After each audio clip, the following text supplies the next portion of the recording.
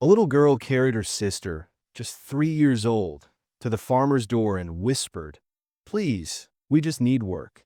He thought they were begging, but when he saw the bruises, the burned hands, the way the older girl stood like a shield between him and the child, he knew.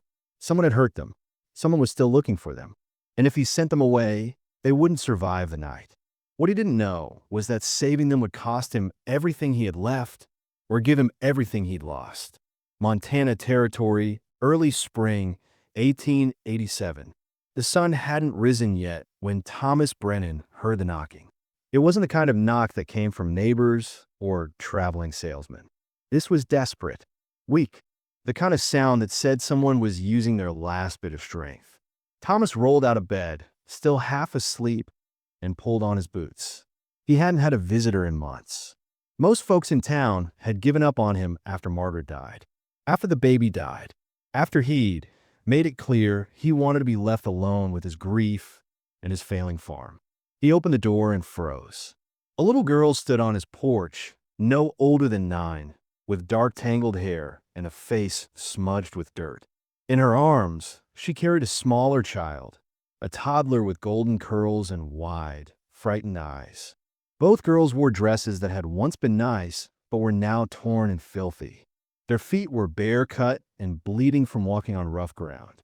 The older girl swayed slightly, her legs shaking from exhaustion. She looked up at Thomas with eyes that had seen too much, and in a voice barely louder than a whisper, she said, "Please, sir, we just need work. We won't eat much. We can sleep in a barn. We won't be any trouble." Thomas stared at them, his mind still catching up. Then he noticed the details. The little one, the toddler, had her hands wrapped in strips of torn fabric, brown with dried blood. The older girl had bruises on her arms, dark purple fingerprints that could only come from someone grabbing her hard. There were marks on her neck, too, half hidden by her collar. And the way she stood, body angled between him and the smaller child, like she expected him to strike. "What happened to you?" Thomas asked, his voice rough from sleep. The older girl flinched at the question. "Nothing, sir.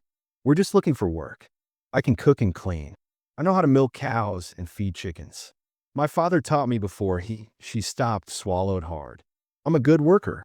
I promise." Thomas looked past them to the road. Dawn was just starting to break, painting the sky a pale gray.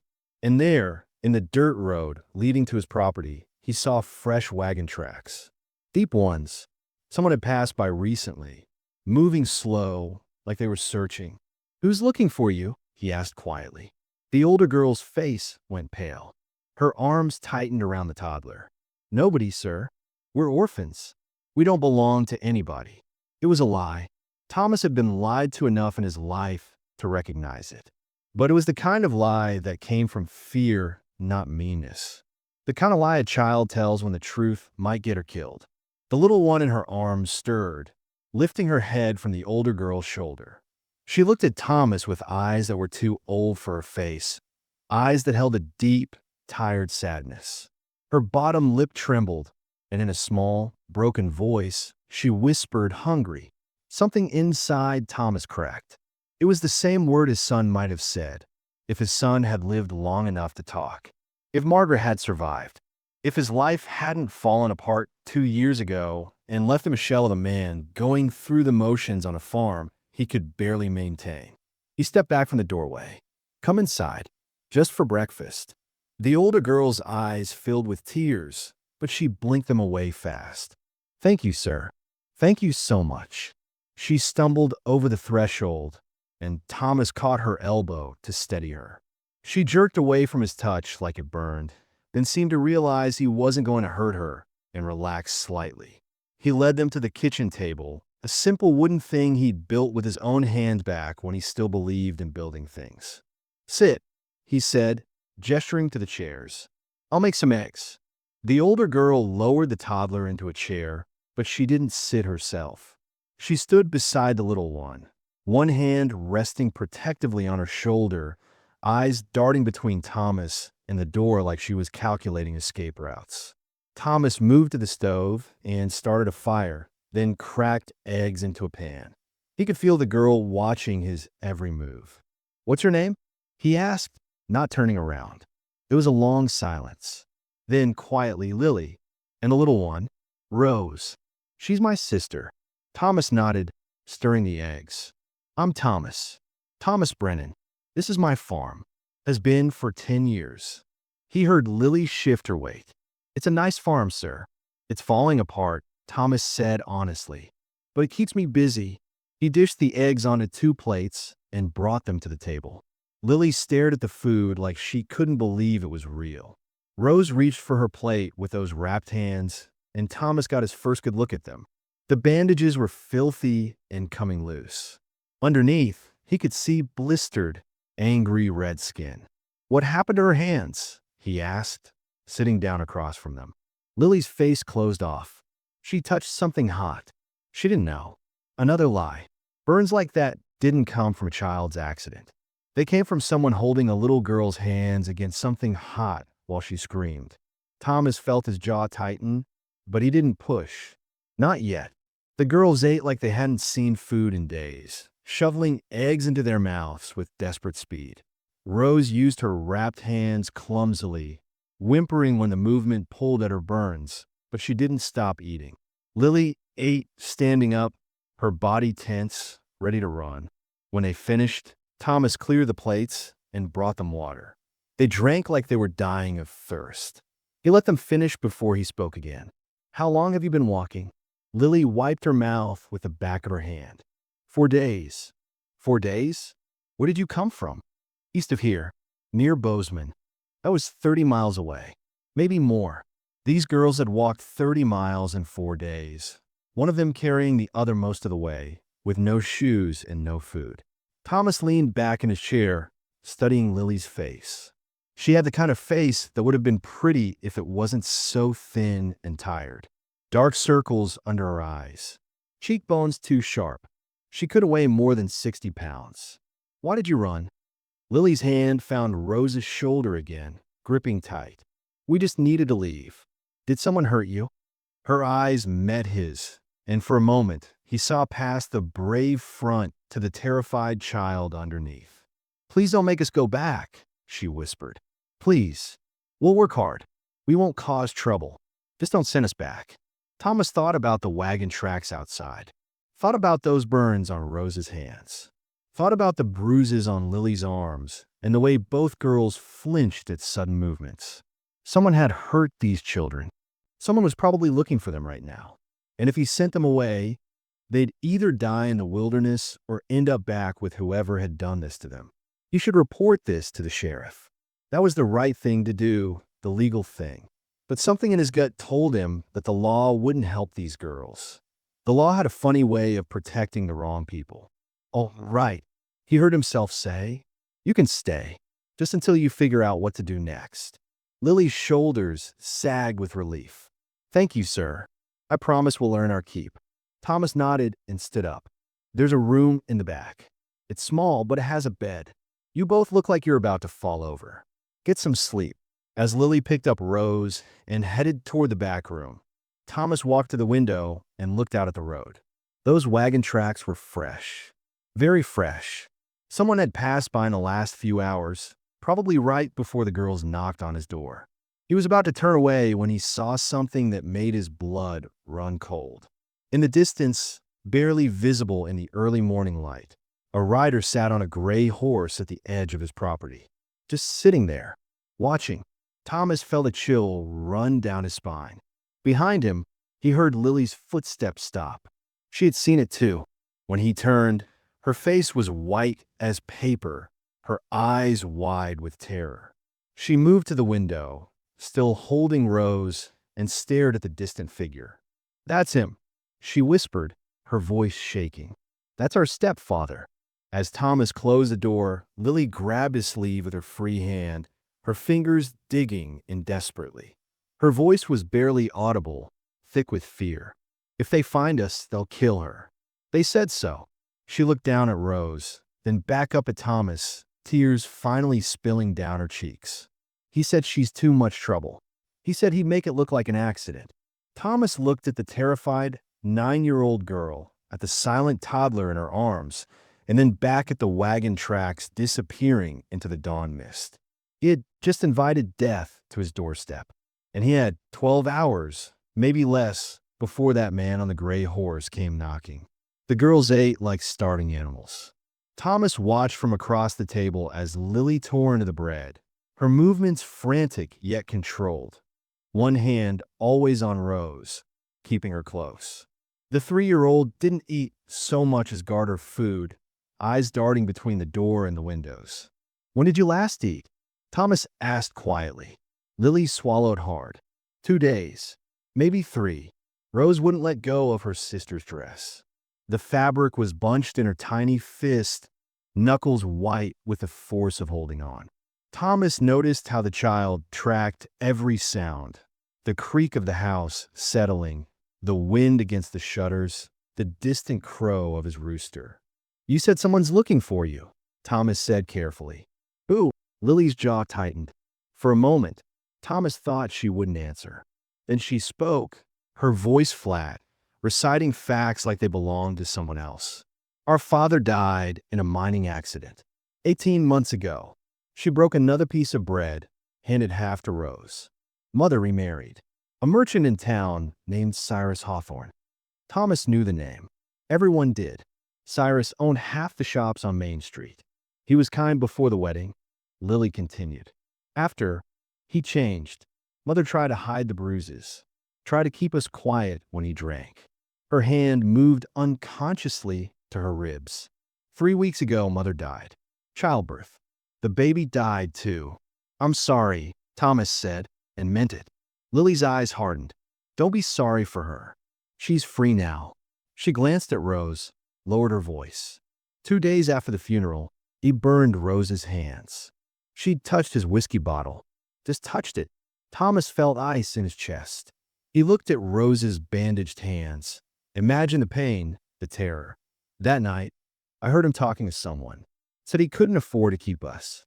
Said there were other ways to handle things. Lily's voice cracked.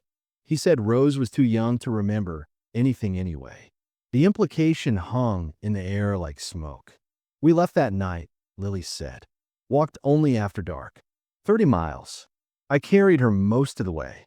She finally looked up at Thomas, and he saw the exhaustion behind the fear. "We can work. I know farming. My real father taught me. We can earn our keep. We just need somewhere he won't find us." Thomas sat back, his mind racing. The right thing would be to report this, get the authorities involved. But the sheriff was Dutch Morrison, Cyrus's drinking partner, and a merchant's word against 2 desperate orphans? They wouldn't stand a chance. "Stay 1 month," Thomas heard himself say, "until planting is done. We'll figure out what to do after that." Lily's shoulders sagged with relief. "Thank you. I promise we'll work hard." You can rest," Thomas interrupted. "Both of you. You're children, not field hands." For the first time, Lily's composure cracked. Tears welled in her eyes, though she blinked them back furiously. Rose, sensing something, leaned against her sister and whispered something too soft to hear. Thomas stood, uncomfortable with the emotion. "There's a spare room upstairs. Clean sheets. You'll be safe here." As they climbed the stairs, Rose holding Lily's hand and Lily holding the wall for support, Thomas walked to the window. The morning sun was fully up now, burning off the mist. And there, on the horizon, he saw them.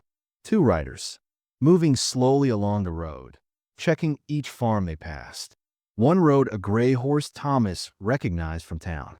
The other wore a sheriff's star that caught the light. Thomas closed the curtain and looked toward the stairs where the girls had disappeared. He'd just made himself a criminal, and Cyrus Hawthorne was already coming. Thomas moved fast. He found the girls upstairs, Lily already pulling Rose toward the window as if she'd sensed the danger. "Root cellar," Thomas said quietly. "Now." He led them down through the kitchen, pulling up the trapdoor hidden beneath a worn rug. The space below was dark and cool, lined with shelves of preserved vegetables and sacks of potatoes. "Don't make a sound," he whispered, "no matter what you hear." Lily nodded and climbed down, Rose clinging to her like a shadow. Thomas lowered the door and kicked the rug back into place just as hoofbeats sounded in the yard. He opened the front door before they could knock. Cyrus Hawthorne sat astride his gray horse, impeccably dressed despite the early hour. Sheriff Dutch Morrison sat beside him, hand resting casually on his gun belt. "Morning, Thomas," Dutch said with false friendliness. "Cyrus here's looking for his stepdaughters. 2 girls, 9 and 3. Ran off a few nights back." Cyrus leaned forward in his saddle, his voice dripping with concern that didn't reach his eyes. "I'm worried sick. The youngest is barely more than a baby. They could be hurt, lost. You understand." Thomas kept his face neutral. "Haven't seen any children. Just me here." Dutch dismounted, already moving toward the barn. "Mind if we look around? Just to be thorough." It wasn't really a question. Thomas watched as they searched his property with practiced efficiency. Dutch checked the barn while Cyrus circled the house, peering in windows, studying the ground. When Cyrus reached the porch, he stopped, his eyes fixed on something. Thomas followed his gaze and felt his stomach drop. There in the dust of the porch steps were small footprints, child-sized, fresh. Cyrus looked up slowly, a cold smile forming. Awful small prints for a man living alone. Thomas forced himself to shrug. Neighbors' kids come by sometimes, collecting eggs for their mother. The lie hung between them, fragile as glass. Cyrus stepped closer, his voice dropping to something quiet and dangerous. "If they show up here, Thomas, you remember something. They're mine, by law. Their mother married me, which makes me their legal guardian." He paused. "And if someone were to interfere with that, well, that's kidnapping. You could lose everything. This farm, your freedom." Dutch appeared from the barn, shaking his head. Cyrus held Thomas's gaze for another long moment, then turned away. "If you see them," he called back, mounting his horse, "you know where to find me."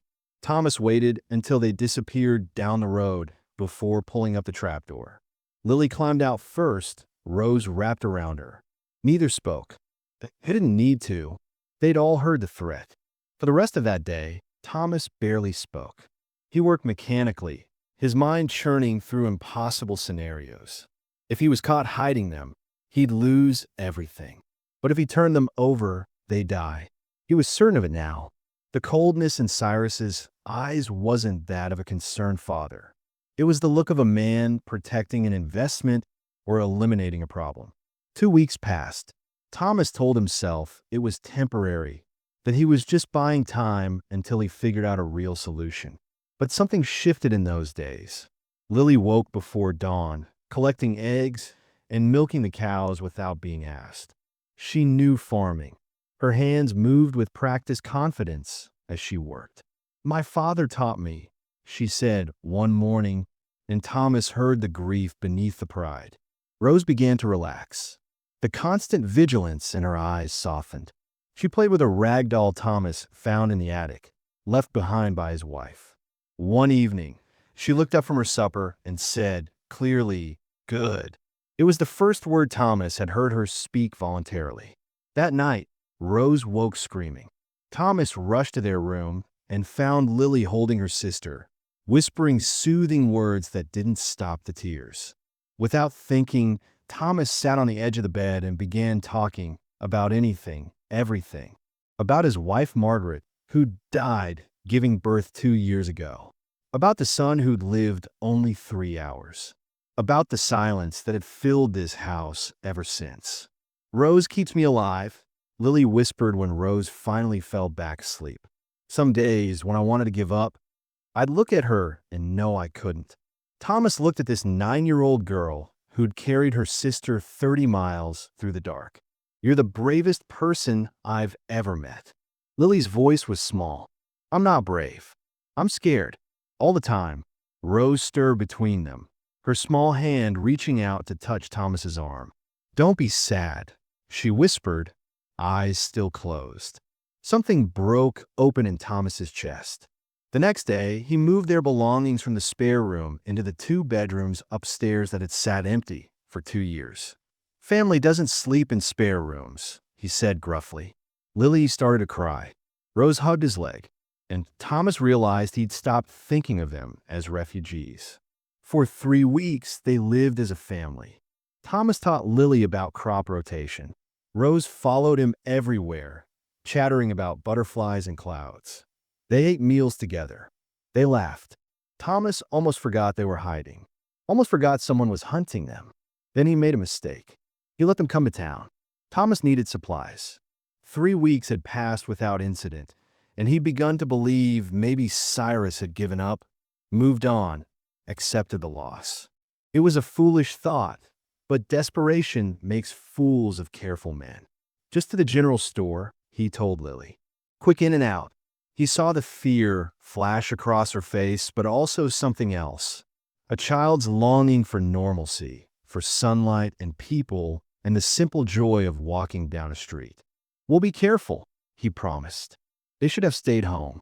The town was busy, Saturday morning market drawing farmers and family for miles around. Thomas kept the girls close, one hand on each shoulder as they moved through the crowd. For 10 minutes, everything was fine. Then Rose saw the candy in the store window.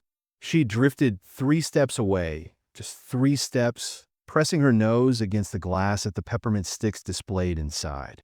Mrs. Yates, the postmaster's wife, walked past and stopped dead. Her eyes went wide. That's Cyrus's girl, she said, loud enough that heads turned. That's little Rose Hawthorne. The crowd gathered like flies to honey. Some faces showed concern, others condemnation. That's the kidnapper, someone said, pointing at Thomas. Been hiding them. Thomas tried to speak, but the noise drowned him out. Then the crowd parted. Cyrus walked through like a man who'd been waiting for exactly this moment. His face was a mask of relief and concern. Thank God, he said, reaching for Rose. I've been searching everywhere. Lily stepped between them. In that moment, she looked older than 9, looked ancient with knowledge no child should carry. Show them, she said to Rose. Her voice cut through the noise. Show them what he did. Rose hesitated, then slowly unwrapped the cloth from her hands.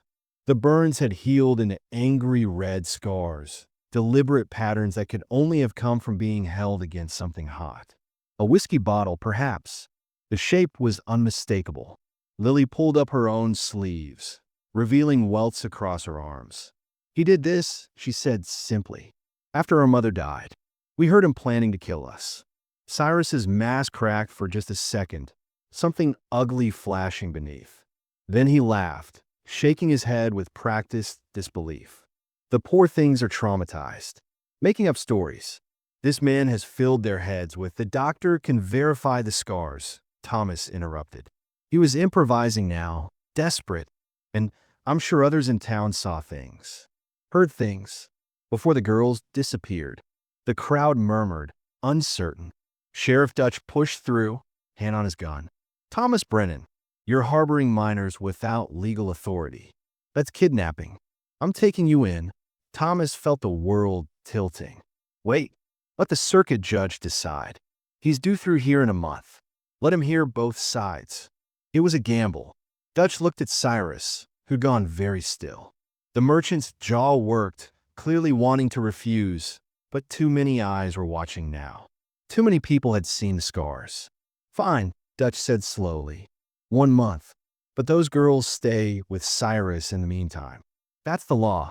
No, Thomas said. The word came out harder than he intended. They stay with me, or I'll tell the judge why I think Cyrus wants them back so badly. The implication hung in the air. Cyrus went white with rage.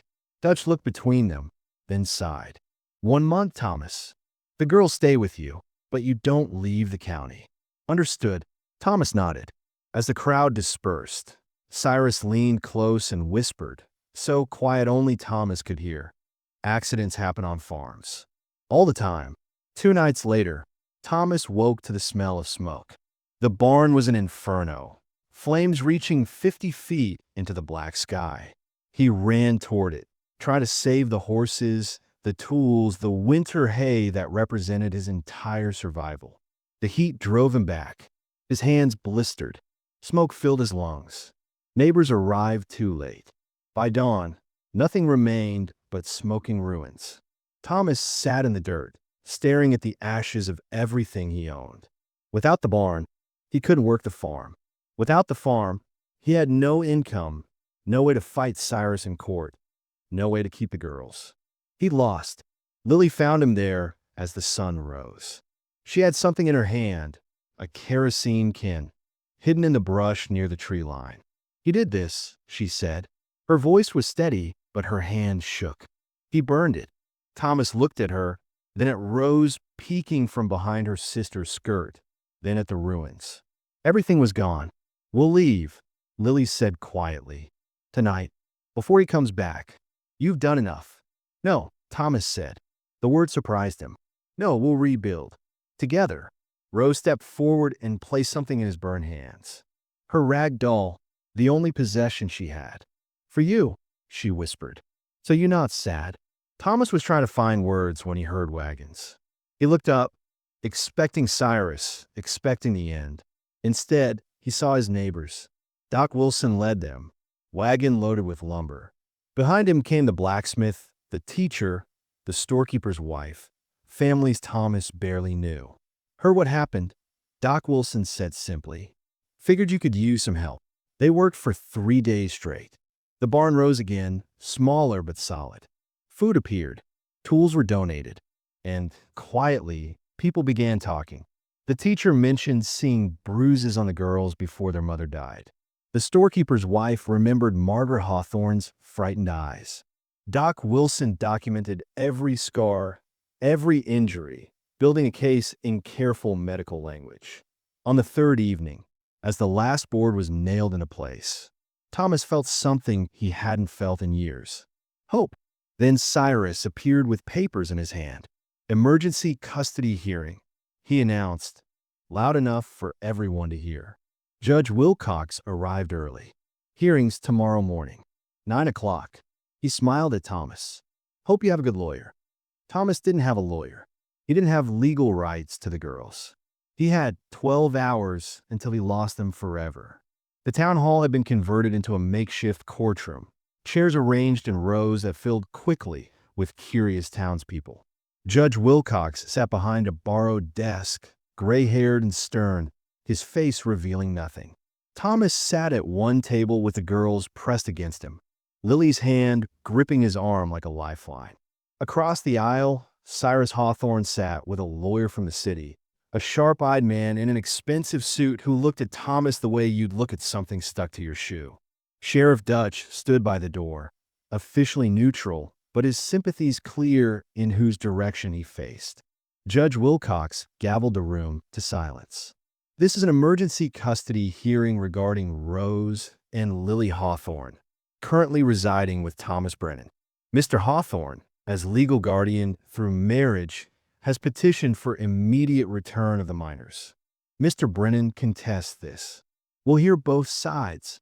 Cyrus's lawyer stood smoothly. His case was surgical, built on law rather than emotion. Cyrus was the legal guardian, married to the girl's mother before her death.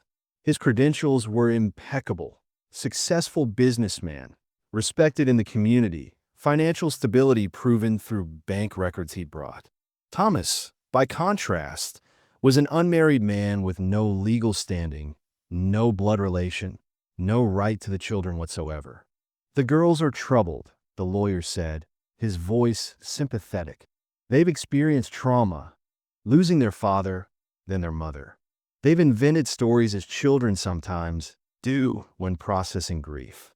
Mr. Hawthorne has been patient, but patience has limits when his daughters are being held by a stranger. He produced medical records from before the girls disappeared, showing they've been examined and found healthy. The burns on Rose's hands? An accident with a cooking pot, documented at the time. The scars on Lily? She's a clumsy child, always getting into scrapes. Every explanation sounded almost reasonable. Thomas had no lawyer. He stood when the judge nodded to him, his burned hands still wrapped in bandages, and told the truth as plainly as he could. He described finding the girls on his doorstep, their condition, their terror. He explained what they'd told him about Cyrus, about the violence, about overhearing plans for their disposal. But without legal training, his words felt scattered, emotional, weak against the other side's precision. Why didn't you report this to the authorities immediately? Judge Wilcox asked. Thomas hesitated. Because the sheriff is Cyrus's friend. I didn't think the girls would get a fair hearing. Dutch shifted uncomfortably, but said nothing. So you took the law into your own hands, the judge said flatly. Yes, sir. I did. The judge's expression didn't change, but Thomas felt the ground crumbling beneath him. Doc Wilson was called next. He took the stand with his medical bag, pulling out careful documentation. I examined both children 3 weeks ago, he said.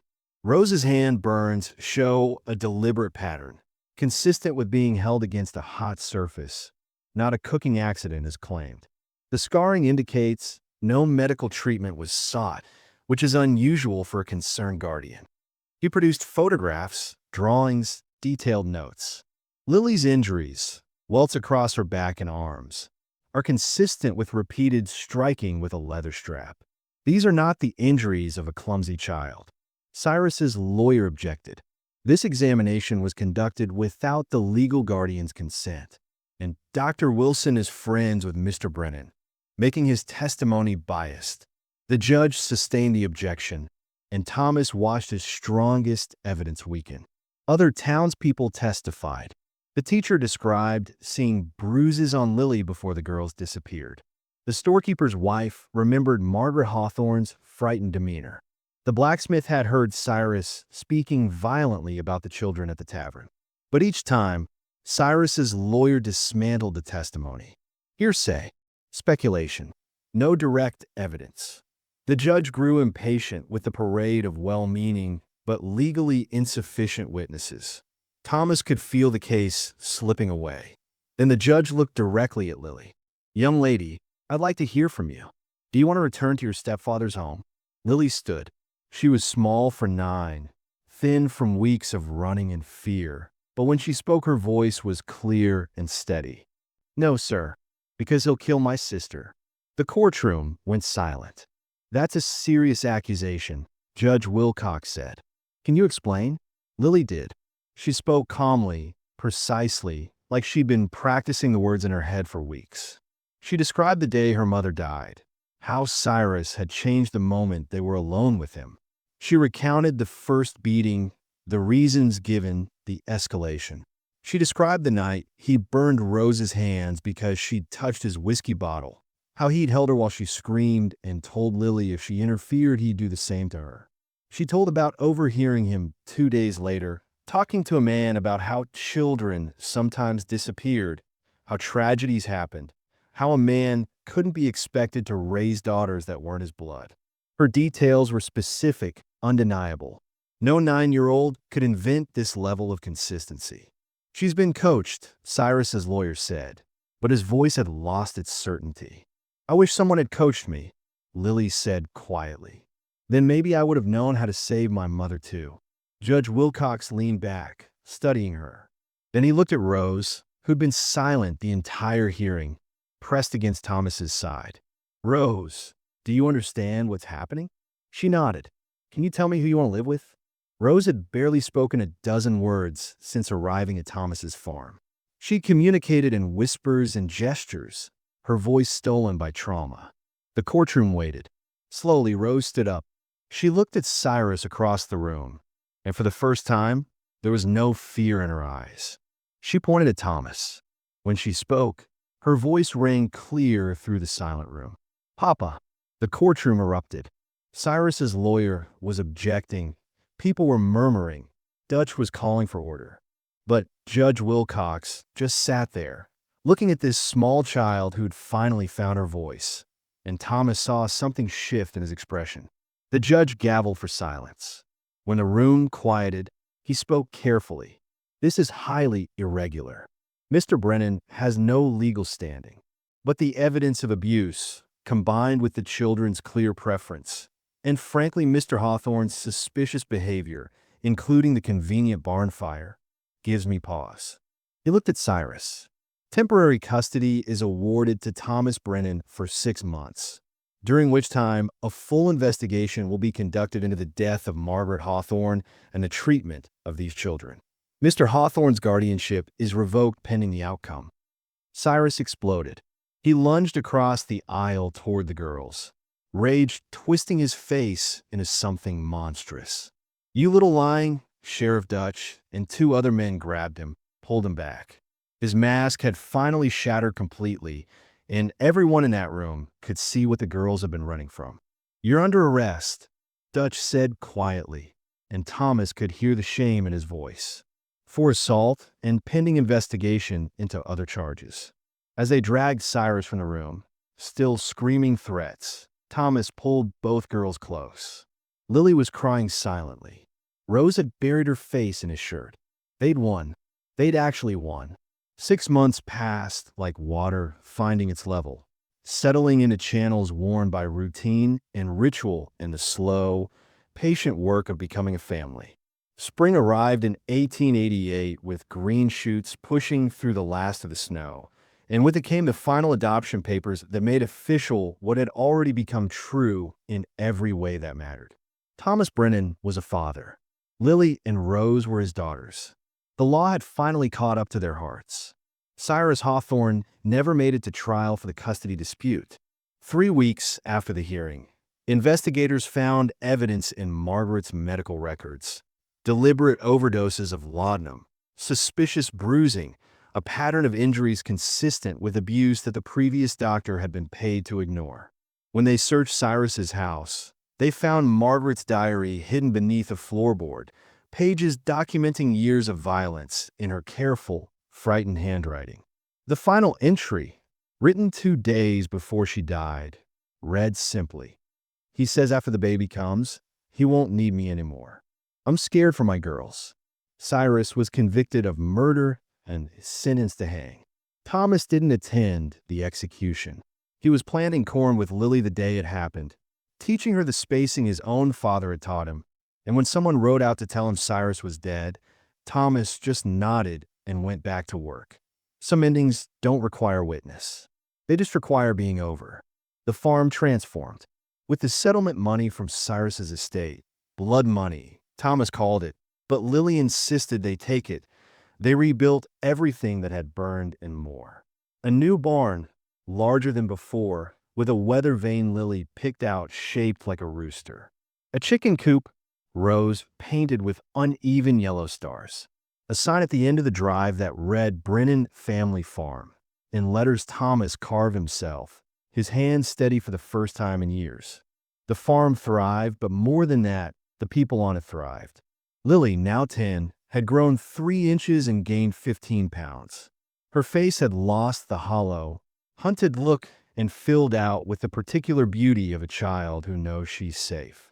She woke early not from fear, but from eagerness, collecting eggs and milking cows and studying the medical text Doc Wilson loaned her.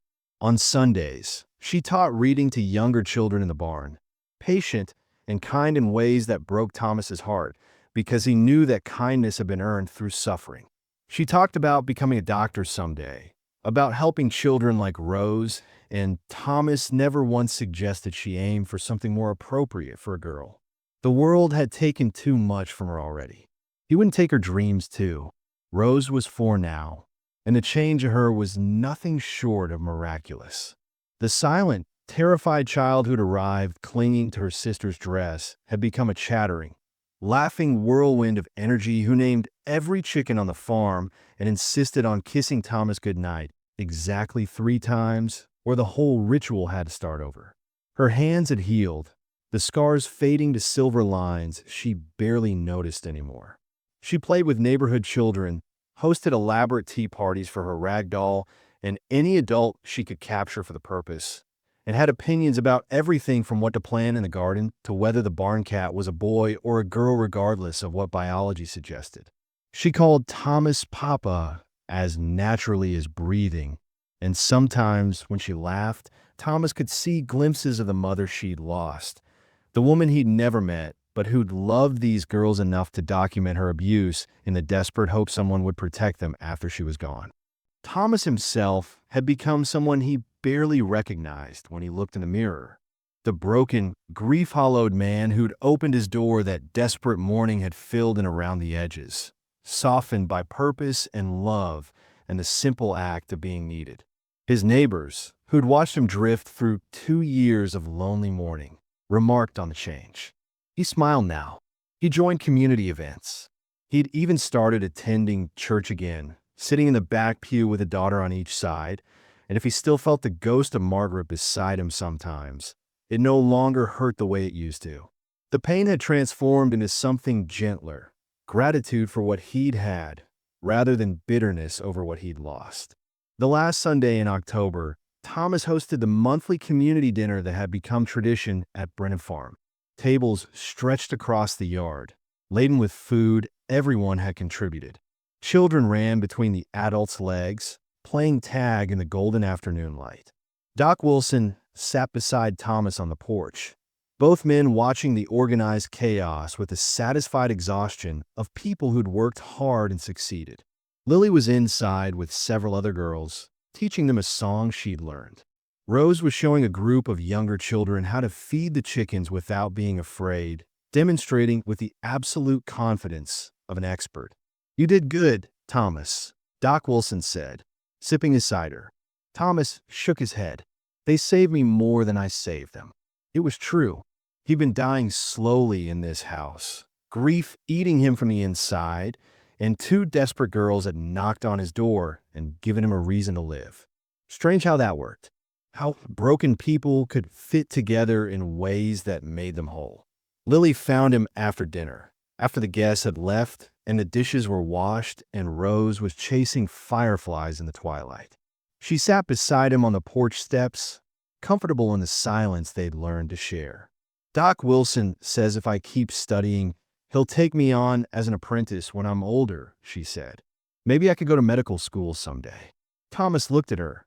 This girl who'd walked 30 miles carrying her sister, who'd faced down a courtroom of adults, who'd survived things that would have broken most people. "Your father would be proud," he said. Lily leaned against his shoulder. "I have a father. He's sitting right here." Thomas's throat tightened. After a moment, he managed. "Your other father, I mean, the one who taught you farming." "I know," Lily said softly. "I think he'd be grateful that you were here when we needed someone." They sat together as the sky darkened, watching Rose dart after the blinking lights. "Do you think my mother knows?" Lily asked quietly. "That we're okay?" Thomas thought about Margaret's diary, about a woman who documented her own abuse in the hope of saving her daughters after her death. "I think she's at peace," he said. "I think she's grateful you're safe." Lily nodded. "I wish she could have known you. I wish I could have known your father," Thomas replied. "Thank you," Lily whispered, "for saying yes that morning. When we knocked." Thomas pulled her closer. "Thank you for knocking." Later, after he'd tucked Rose into bed, enduring her protest that she wasn't tired even as her eyes drooped, and checked that Lily had blown out her reading candle, Thomas stood in the doorway of his own room. The house that had been so silent for 2 years now hummed with life. He could hear Rose murmuring to her doll in her sleep, hear Lily turning pages of a book she was definitely not supposed to still be reading. The sounds filled spaces he thought would stay empty forever. He walked back downstairs and out onto the porch, sitting in the chair he'd occupied that first morning when desperate knocking had woken him before dawn. 6 months ago, he'd opened a door. That was all. Just open a door when someone knocked. But sometimes the simplest acts carry the most weight. Sometimes the bravest thing you can do is say yes when every logical part of you says no. A rider appeared on the road, moving slowly through the darkness. Thomas tensed for just a moment, old habits dying hard, then relaxed as he recognized Martin Fletcher from the next farm over. Martin had a boy and girl with him, maybe 8 and 5, both looking thin and frightened in the moonlight. "Thomas," Martin called softly. "Sorry to come so late. These are my sister's kids. She died last week, and her husband, well, he's not fit to raise them. I don't have room, but I heard you." He trailed off, looking embarrassed. Thomas looked at the children, saw the fear in their eyes, the way they held each other. Saw Lily and Rose 6 months ago. He glanced back at his house, at the lights still glowing in Lily's window where she was supposed to be sleeping. Just for tonight, Thomas said, standing. We'll figure out the rest tomorrow. Come inside. Are you hungry? The children nodded mutely. As Martin helped them down from the horse, Thomas caught movement in the window. Lily stood there, watching. Their eyes met across the darkness, and she nodded once, understanding. The cycle continued. Broken people helping broken people. Families built from fragments. Inside, Thomas heated leftover stew while the children sat at the table, eyes wide and uncertain.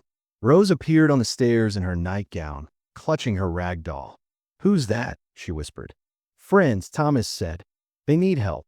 Rose patted over and, without hesitation, placed her doll in the little girl's lap.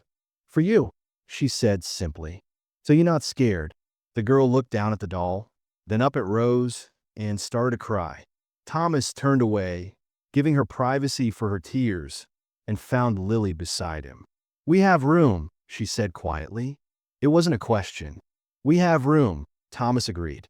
Later, much later, after Martin had left and the new children were asleep in the room that had once been a spare room and was now, apparently, becoming a regular guest room, Thomas sat alone on the porch. The stars wheeled overhead in their ancient patterns. Somewhere out there, more children needed help. More desperate people were walking through the dark, looking for a light to knock on. Thomas couldn't save them all. He knew that. But he could save the ones who found their way to his door. He could say yes when they knocked. From inside, he heard Rose laugh in her sleep, heard Lily murmur something comforting to the new girl who'd woken crying. He heard the sounds of his family, this strange, beautiful, broken and mended family that had somehow formed around his grief.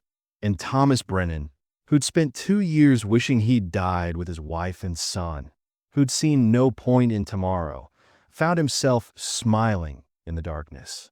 Not because the pain was gone, it would never be completely gone, but because love, he learned, was bigger than pain. Purpose was stronger than grief. And sometimes, when you open a door for someone else, you find that you've opened it for yourself too. A little girl had carried her sister to his door and whispered, "Please, we just need work." But what they'd really needed was a family. And what Thomas had needed was a reason to live. Sometimes broken people fit together in ways that make them whole. And sometimes the bravest thing you can do is open the door when someone knocks.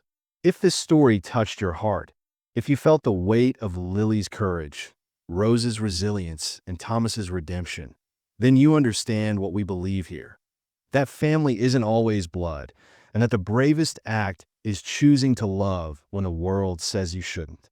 Hit subscribe for more stories like this, tales of courage, resilience, and families built from broken pieces. Stories that history overlooked, but that matter more than ever. Tap the bell so you never miss the next chapter. Because somewhere out there, someone is knocking. Someone needs to be chosen. And maybe their story deserves to be told too. Where broken pieces become family.